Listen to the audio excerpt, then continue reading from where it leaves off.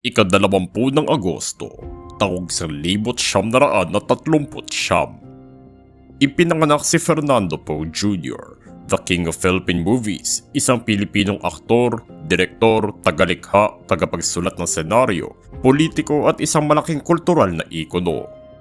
Ang mahaba niyang karera bilang isang action star ang naging dahilan ng kanyang palayaw ng The King at lumabas siya sa mahigit 300 pelikula sa loob ng halos 5 dekada. Nagsimula siya lamang sa industriya bilang isang tagapaghatid ng mensahe at stuntman bago siya mabigyan ng oportunidad na maging bida at kalaunan kilalanin bilang ang tagapagtanggol ng mga inaapis sa pelikula.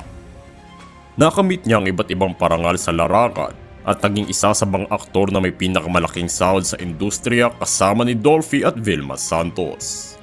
Pumanaw siya sa iba't ibang mga sakit matapos siyang ma-stroke sa edad na 65 at dinayo ng milyong-milyong mga tao ang kanyang labay at patuloy pa din siyang pinaparangalan at inaalala sa pamamagitan ng mga monumento na itinayo at pagpapangalan ng mga lugar at establishmento sa kanya.